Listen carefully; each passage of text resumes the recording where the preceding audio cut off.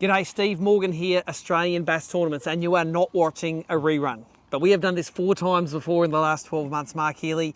Another win, this time at a venue you've never fished before, man. You are on a roll. Yeah, no, it's been a couple of awesome days. So, heap of fish. We've got lots of numbers of fish on the pre-fish day and found a few bigger ones down at the seaway. So I thought, that's me. That's where I'm going to go and camp for 2 days. Well, there you go. That seaway is the seaway at Ballina. This is the atomic round of the Daiwa BREAM Series. There is only one event left, and crazily enough, you've won 3 events this year. You haven't got AOY locked up. Mark Crompton is mathematically, he needs to win that event, and he needs you to maybe stumble a bit and end up at the other end of the top 10, and you can still lose it from here. That is crazy, isn't it? Yeah, it is. So I was thinking, come here, get the job done at Ballina. Could relax going into the Tweed, but seemingly like there's still a bit on. You did have your challenges this weekend. You went so hard on the Saturday. You flattened your batteries totally, and they never charged up really overnight, and you were limited battery power today. How did you deal with that? Yeah, so I was kind of like, I did get my fish relatively early on the Saturday, on the first day, so I was banking with what, I guess, battery power I had today that I was going to get that early bite again, and fortunately I did. So I caught those fish early. By the time batteries went flat, it was really just, most of the damage had been done by then. So take us in detail through the location and the pattern you were fishing. It's not for the faint-hearted where you're catching fish in this arena. No, it's certainly not. It's not for everyone. I think wash fishing in general, seaway fishing, it's not comfortable. It's not always, relaxing and therapeutic, so to speak. So it does, there's times there where you need to be sensible. You need to be safe, firstly. So I always, spend a lot of time around seaways and offshore fishing and that type of thing. So I do observe quite heavily before I go into an area to fish it. Yep. And if I'm not sure, I don't fish it. Yep. But because I think I mentioned to you earlier, on the pre-fish day on the north wall, there was quite a large swell coming through, and the waves were actually breaking and curling down that wall. And I was like, yeah, I'm not going over there. Not doing that. I did fish back down a little bit further and caught a couple of good ones. So I knew they were there, and I thought if that swell backs off, which it happened to, I thought that's where I'm going to go and sit. Yep. So that's where you spent a lot of your time, on the north wall, right near the edge of the arena. In the ABT arena, you're allowed to fish. Draw a line between the end of the walls, and you sort of push the limits on that line. That's where you do. Yeah, well, I was actually second boat in. Mark Crompton was seaway of me.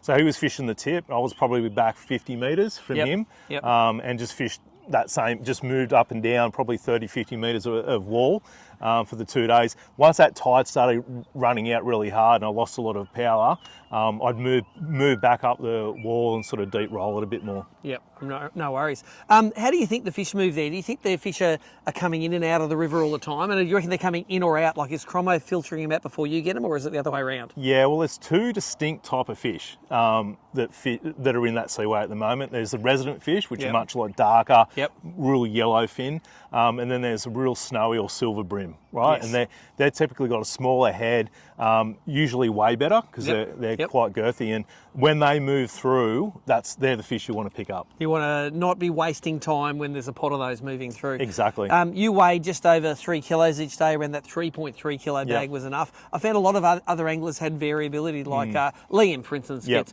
2.5 and 3.5, and then other guys have good and bad days. What was the key to that consistency? Oh, it's just locking in doing the one thing, I think. So I didn't my game plan was, because I've never been here, I've never fished the arena, so I was like, all right, I'm going to fish a seaway. My thought is bigger fish should be there moving through. Doesn't mean you're going to catch them. It doesn't mean you're going to do well, but that's, I guess, the type of fishing I do. I don't target numbers. I know there's quite a few reefs around where it's just loaded with trillions of small fish. But I didn't really want to be sifting through, 25 forkers for 2 days. I was like, I'd rather just go out and get, maybe a dozen bites a day, and hopefully they're the right bites. And that's how it translated, wasn't it? You said you caught around 10 fish a day. Yep. Some of those were the right fish. I think you got the second biggest bream of the tournament. You missed out on big bream by just under a kilo. And Steve Lamsakianos took that one in the end. Take us through your technique to fish. You said you were running light on crabs by the end, but you gave me one of your upgrade crabs here. Tell us how the pattern went. Yeah, so that's the 65 crab. I started each day with the smaller crab and just trying to get a bag.